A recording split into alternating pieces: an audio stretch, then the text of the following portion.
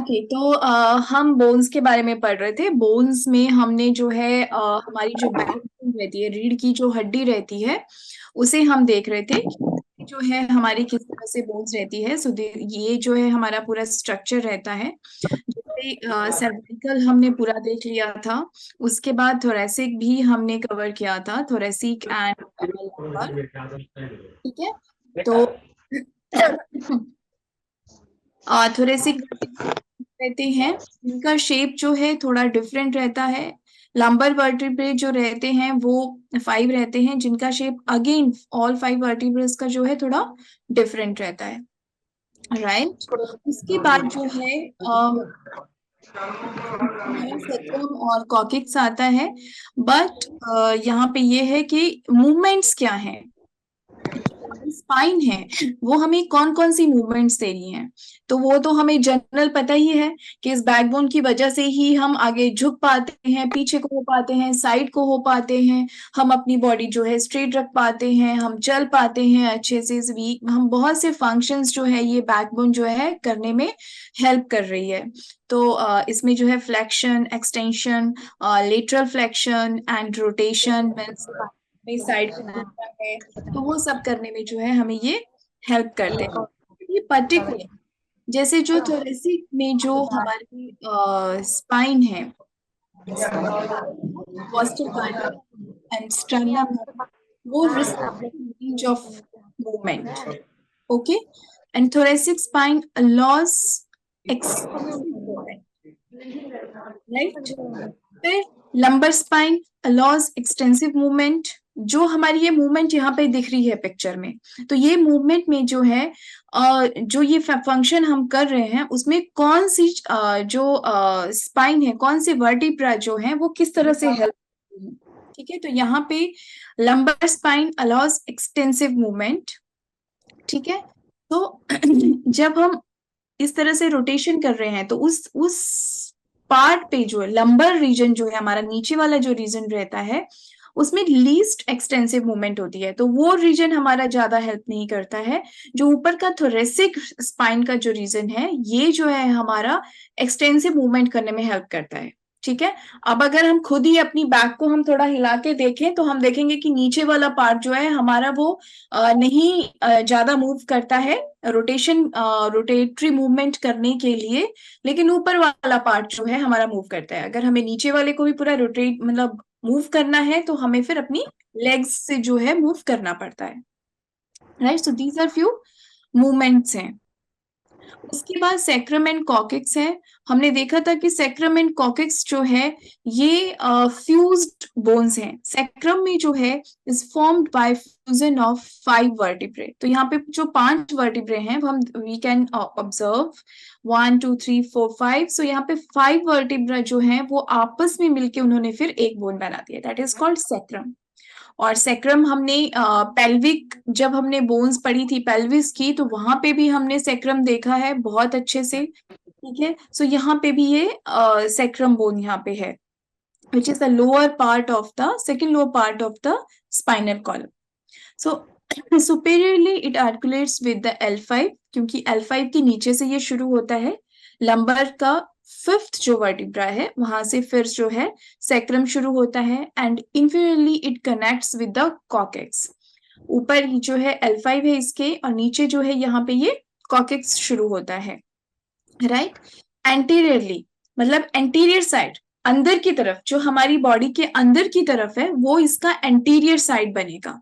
Right. तो anterior में sacral promontory is the anterior and upper margin of the first sacral vertebra. The wing-like ala articulates laterally. Laterally means like this, side से articulates laterally with the hip bones, forming the sacroiliac joints. हमने 2 hip bones भी देखी थी जब हमने pelvis का पूरा structure पढ़ा था, जिसमें एक हिप बोन को जो है 3 में हमने क्लासीफाई किया था, pubis, ischium and iliac. So iliac के साथ जो है इसका लेटरली जो है ये ज्वाइन होती है। Right. Then posteriorly sacrum, Yes, ma'am. Posteriorly जो है the sacrum forms the posterior wall of the pelvic cavity। Right. Ma'am, can I one question. Yes. Ma'am, in lumbar spine and thoracic spine and cervical spine, there is a disc between the bones, right? But in sacrum, do we have a disc between the bone in sacrum region? We will read it. We will read it. Okay. Let me complete the topic. Yes. If this part will not included in the topic, definitely I will give the answer. Okay. Thank you. So, posteriorly, the sacrum forms the posterior wall of the pelvic cavity. Okay. Its dorsal line, midline surface is roughened by the median sacral crust. So these are the structure of the sacrum. कि sacrum जो है वो fused होके 5 bones का fused होके बना है, तो उसके किस तरह से उसकी डिमार्केशन है और किस तरह से उसका स्ट्रक्चर है, right? This is flanked laterally by the dorsal sacral foramina. इसकी जो है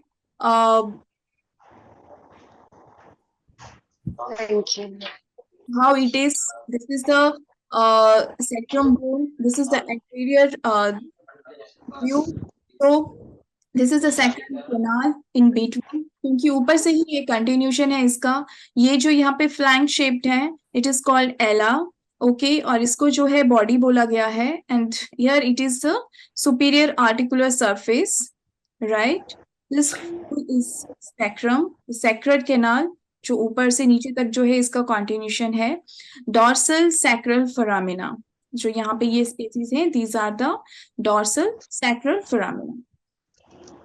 right? So these all are the features, means किस तरह से जो है सैक्रम बोन के स्ट्रक्चर रहता है. Next is the coccyx. जिस तरह से सैक्रम जो है वो 5 वर्टिब्रास को फ्यूज करके बना है, उसी तरह से कॉकेक्स जो है वो 4 टाइनी जो है बोन्स को फ्यूज करके एक बोन इज कॉल्ड कॉकेक्स. ठीक है? It is also irregular shaped. This is the coccyx, जिसको कि हम टेल बोन भी बोलते हैं, right? So now this is the joints between two vertebral bodies. तो अभी तक जो है हमने वो बोन्स देखी, ठीक है? डिफरेंट जो है बोन्स देखी हैं. अपर लिम्ब की बोन्स देखी हमने, हमने ह्यूमरस देखा, रेडियस देखा. बाजू की जो हमने बोन्स देखी, ह्यूमरस, रेडियस, अल्ना. हमने थोरैक्स रीजन की बोन्स देखी, हमारे रिब्स देखे, स्टर्नम देखा हमने. देन हमारा अभी हमने जस्ट फिनिश किया हमारा स्पाइनल कॉलम, जो बैकबोन की बोन्स होती हैं, और पेल्विक बोन्स हमने देखी. मतलब जो हमारा अपर जो पार्ट है बॉडी का, उसकी हम सब बोन्स हम देख चुके. Yes, we will read the lower part of the bones, but in later stage. So, इसके बाद जो है बोन्स के पास जो है ज्वाइंट्स का टॉपिक शुरू होता है. तो ज्वाइंट्स किस तरह से होते हैं वो भी मैं आपको समझाऊंगी, लेकिन यहाँ पे ये इसके साथ कंटिन्यूशन है, ज्यादा अच्छे से समझ आएगा. इसीलिए ये पार्ट जो है, मतलब यहाँ पे जो वर्टिब्रल कॉलम में जो ज्वाइंट्स होते हैं वो इसी के साथ है. अगर अलग से अगर ज्वाइंट्स के इसके टॉपिक पे जाती तो आपको अलग से मुझे पहले जो है फिर वर्टिब्रल कॉलम जो है मुझे अलग से समझाना पड़ता, फिर आते. सो हम जो लेमैन लैंग्वेज में बोलते हैं कि इसका जो है डिस्क प्रोलैप्स हो गया, ये हो गया, तो जो है बैक पेन हो रही है. So what is that disc? Okay, so वो जो है वो हमारे ये बीच में रहता है. So joints between two vertebral bodies, ठीक है? It is a secondary cartilaginous joints. So ये कार्टिलेजिनस ज्वाइंट्स रहते हैं. This is joint. अगर हम स्ट्रक्चर देखेंगे, right? So joint between bodies, और ये जो ज्वाइंट्स होते हैं ये कार्टिलेजिनस ज्वाइंट्स होते हैं, ठीक है? सो upper and lower surfaces of the bodies of two adjacent vertebrae are covered by thin plates of hyaline cartilage. So ये जो है ये जो कार्टिलेजेस के नाम है जिससे ये कवर होते हैं, सो ये उसके नाम दिए हुए हैं. So you have to learn कि किससे ये कवर होता है. तो that cartilage is called hyaline cartilage. So sandwiched between the plates of hyaline cartilage is an intervertebral disc of fibrocartilage.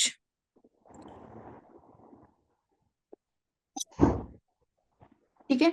So this is the structure of the disc. जो disc रहती है बीच में, उसका स्ट्रक्चर किस तरह से होता है?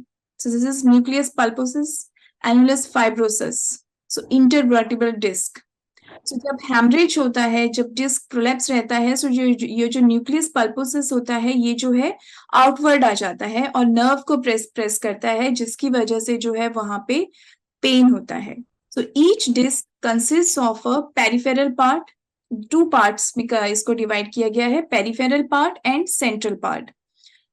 पेरिफेरल मतलब बाहर का पार्ट, जिसको कि एनुलस फाइब्रोसिस बोलते हैं। सो this is annulus fibrosus. So peripheral part, outer बाहर का जो पार्ट है, it is composed of fibrocartilage.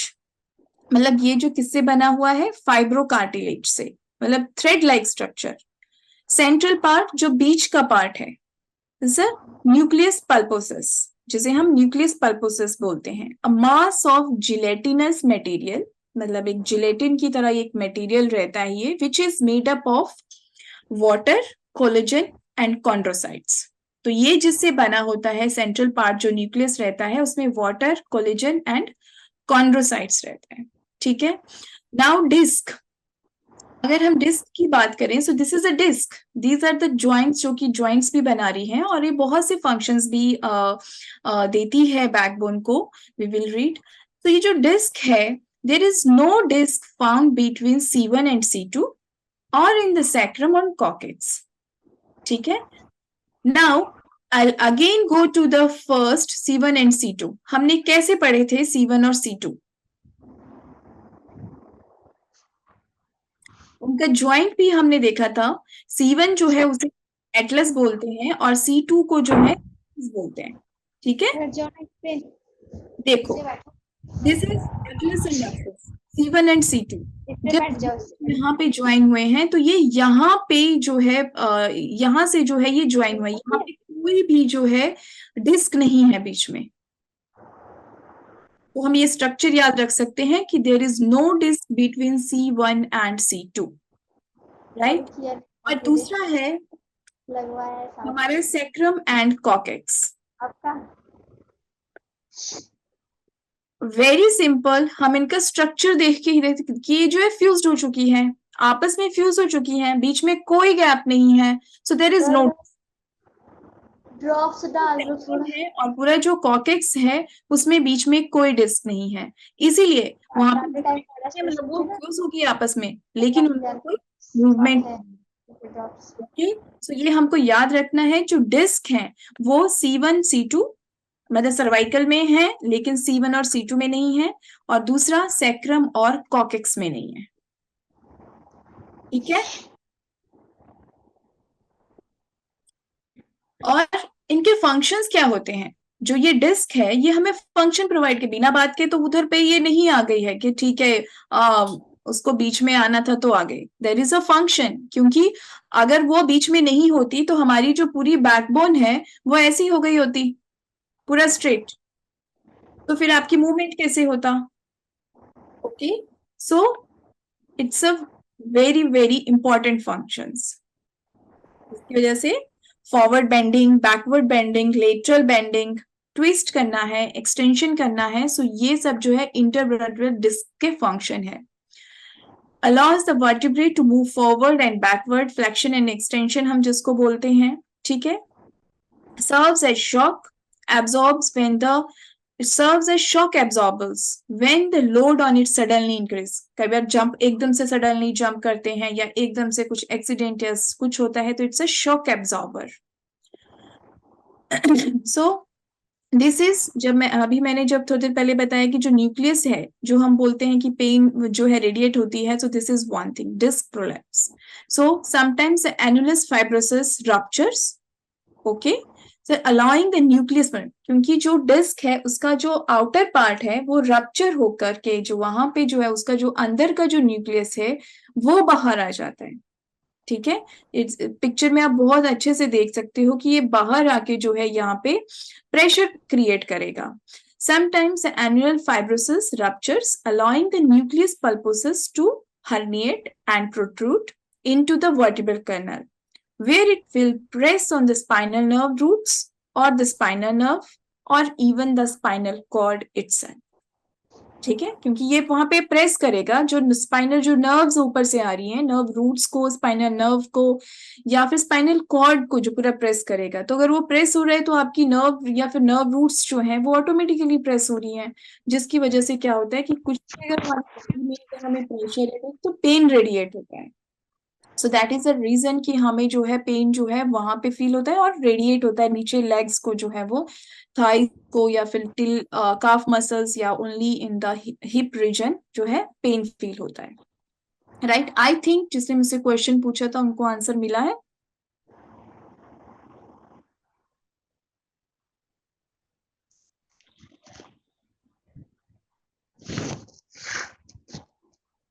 yes or no? I don't understand the question, sorry. इस टाइम लिखवा रहे हैं। मैम आपकी आवाज क्लियर नहीं आ रही, कट कट के आ रही है। बोल रही है बेटा, बताते हैं, मेरी आवाज बोलिए। क्लियर आ रही है? बताते हैं। Ma'am, your voice is clear, but I don't understand the question properly. So can you repeat the question, ma'am? आपको क्या समझ नहीं आया? Panchakarma. You know Hindi or English? English, you know. I prefer to speak in English because my Hindi is very poor. I barely understand it. So if you can translate in English, it would be easier to understand, ma'am. Okay. Wait, sorry. No. Okay, so what you didn't understand actually?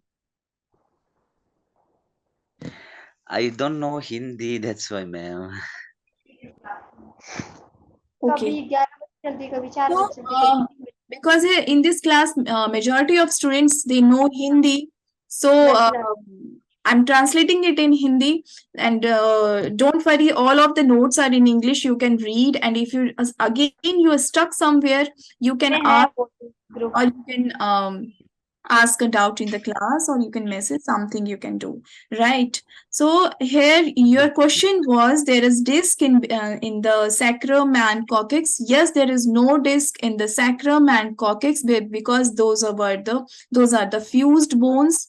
Sacrum with the bones, there is no movement, it becomes a single bone. Okay, so there is no disc. And again in the coccyx there is no disc.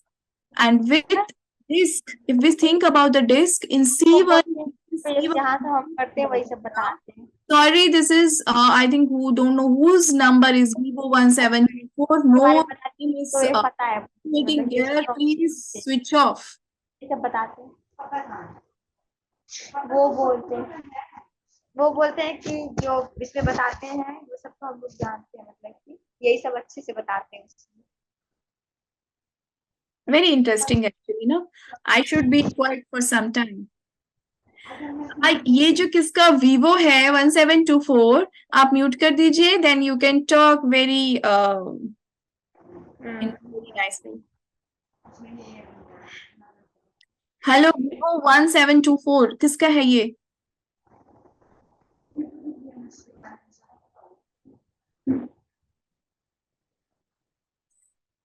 I think admin अगर सुन रहे हैं तो admin से मैं request करूंगी कि ये जो Vivo 1724 है आप इसको म्यूट कर दीजिए।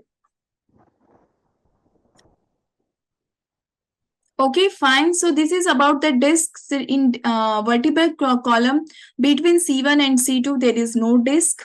Yes, there is in all cervical, then thoracic vertebrae and lumbar vertebrae. There are disc. Then again, sacrum and coccyx. There is no disc.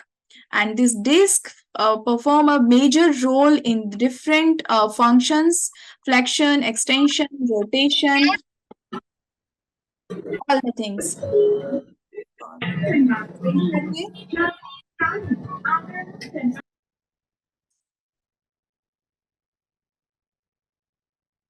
Sorry, जो क्लास में है प्लीज अपने जो साउंड बटन्स हैं उनका ध्यान रखा कीजिए, because it's disturbing actually. Ma'am आप तो हिंदी में समझाएंगे ना मैम? मैम इसमें मैं हिंदी में ही समझा रही हूँ जस्ट। इंग्लिश में तो पीडीएफ है ही मैम, तो आप हिंदी में समझाते हैं तो समझ में आता है मैम। ठीक है मैम, मैं हिंदी में ही समझा रही हूँ, डोंट वरी।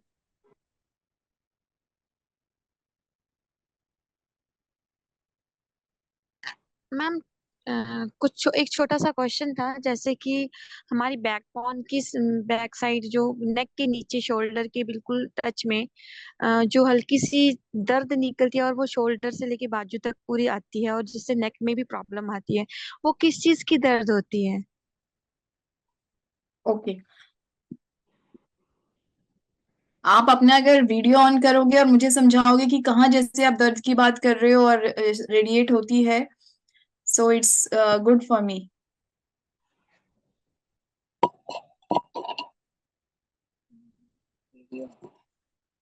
वीडियो ऑन तो किया मैंने।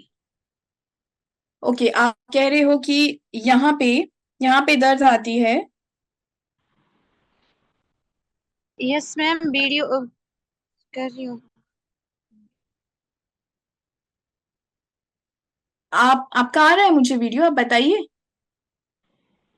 मैं कह रही हूँ जैसे हमारा जो बैक साइड होता है यहाँ पे होता है, बैक साइड बिल्कुल शोल्डर के नीचे और नेक के साथ बिल्कुल अटैच में, लेफ्ट साइड राइट साइड को, और वो सारा पेन जो है शोल्डर से होते हुए हैंड तक जाता है, तो वो किस चीज का दर्द होता है और उससे हमारी जो नेक है मूव नहीं कर पाती है? ओके, ये जो पेन यहाँ पे होता है इसके बहुत से रीजंस हैं।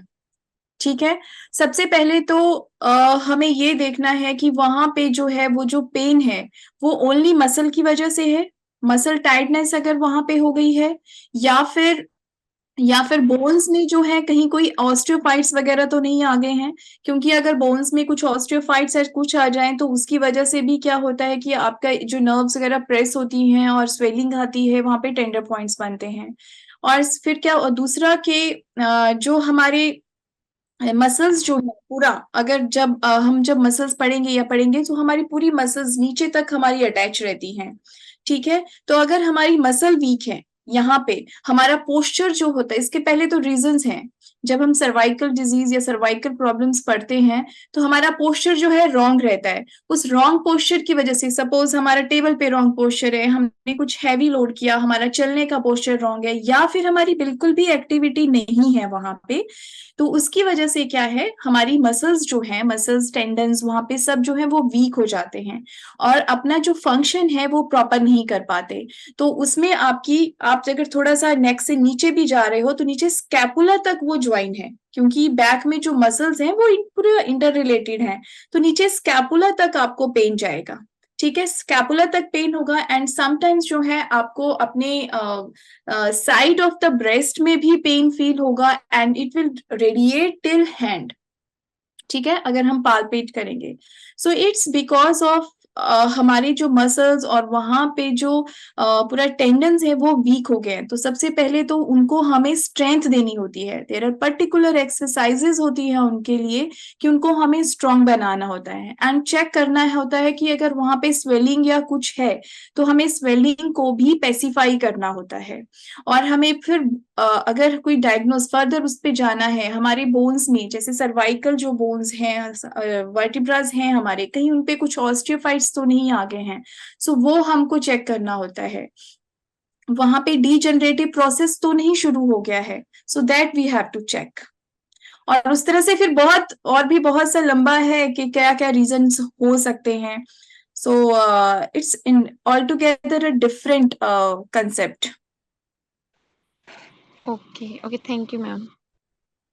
ओके, जी।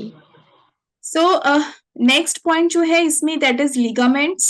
ठीक है, तो लिगामेंट्स जो है इसमें जो हमारे ये जो वर्टिब्रल कॉलम रहता है, the anterior and posterior longitudinal ligaments run as continuous bands along the anterior and posterior surface of the vertebral column, vertebral bodies.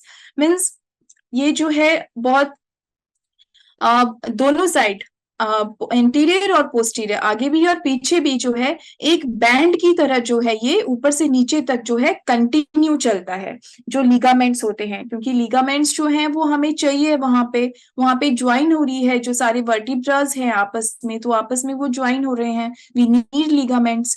These ligaments hold the vertebrae firmly, वही जो मैं बात बोल रही हूँ कि ये जो ligaments हैं ये vertebrae को जो है अपने प्लेस पे रखते हैं, और कहाँ पे उनको कितनी मूवमेंट करनी है वो करने के लिए वो देते हैं, ठीक है।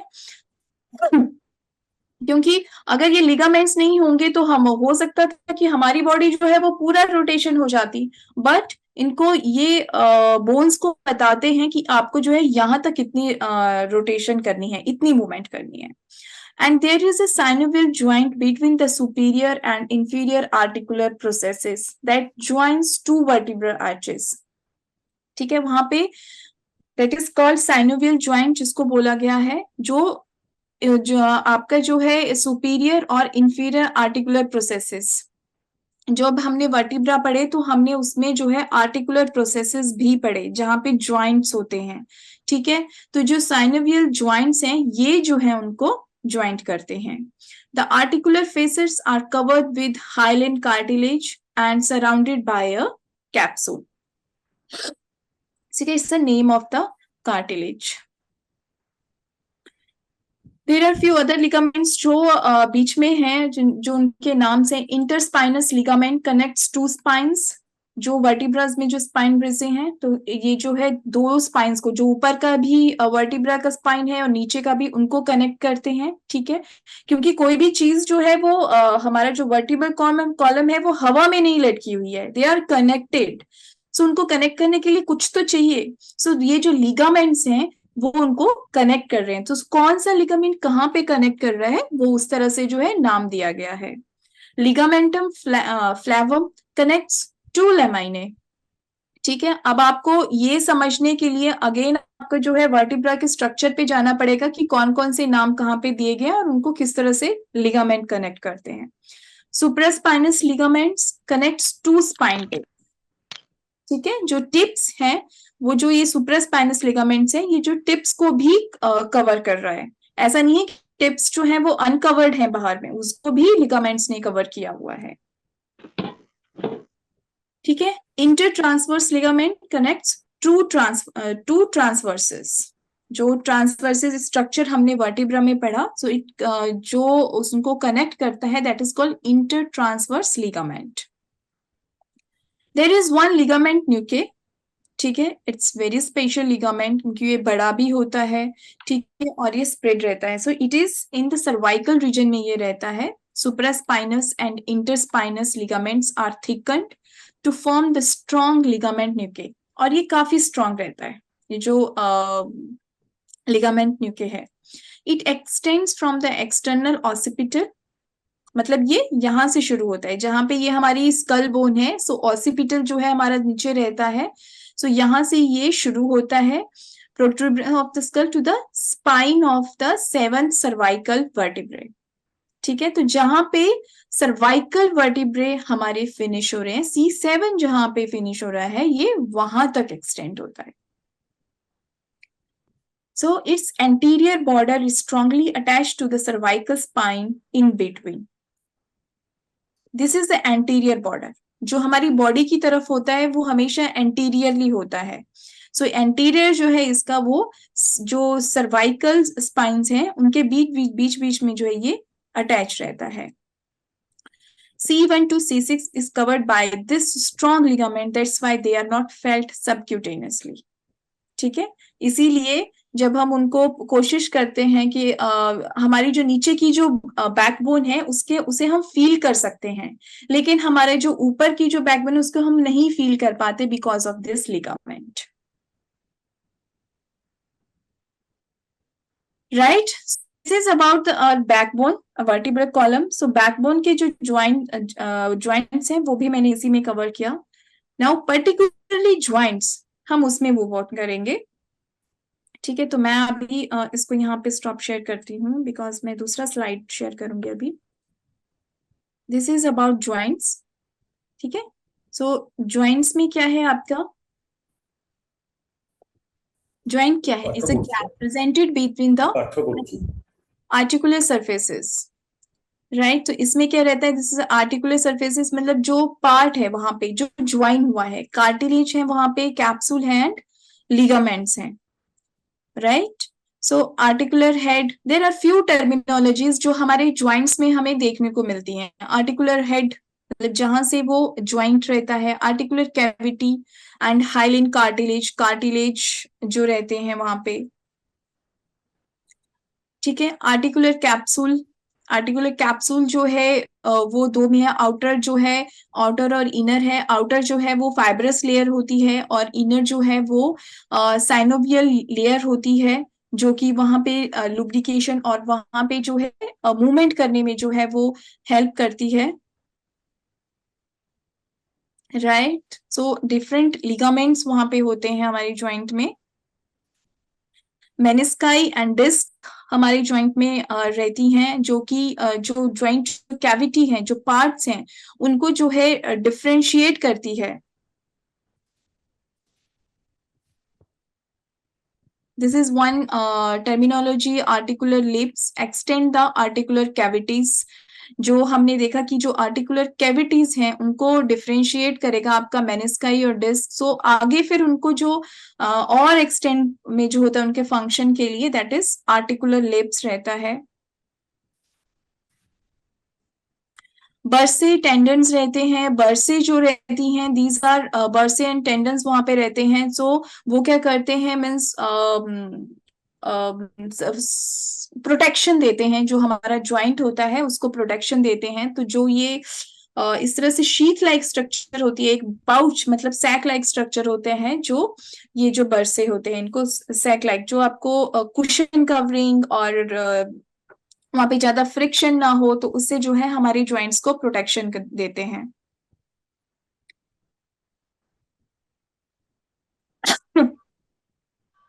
सो दीज आर द हमारे ज्वाइंट्स में, मतलब हमारा ज्वाइंट जो है अपनी प्लेस पे कैसे रह रहा है, तो ये सब जो वहां पे स्ट्रक्चर, लिगामेंट्स वहां पे हैं, कैप्सूल है, एक पर्टिकुलर प्रेशर वहां पे रहता है, एडिशन बिटवीन द सरफेसेस, सारे जो सरफेसेस हैं, क्योंकि उनका डिफरेंट डिफरेंट फंक्शंस है, लेकिन तब भी वो जो है आपस में वो ज्वाइन कर रहे हैं। मसल्स वहां पे हैं, जिसकी वजह से एक ज्वाइंट जो है अपनी पोजीशन पे रह रहा है और स्टेबल रह रहा है।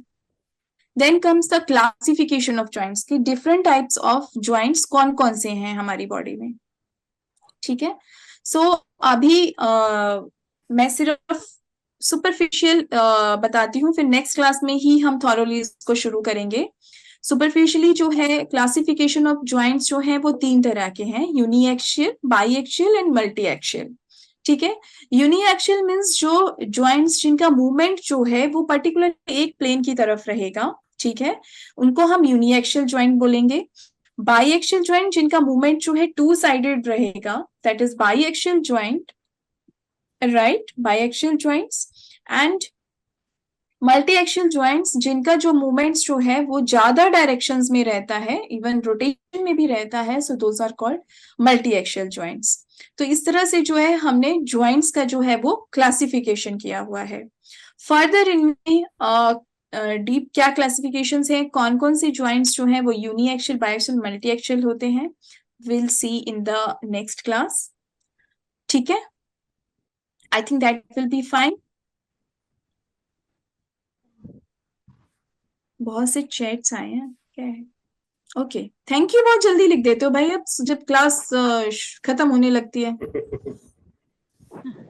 इतना बोर करती हूँ क्या मैं? टॉपिक ही ऐसा है, आई कांट हेल्प इट। चलिए ठीक है फिर, थैंक यू, मैं लीव कर रही हूँ class. Thank you ma'am. Okay.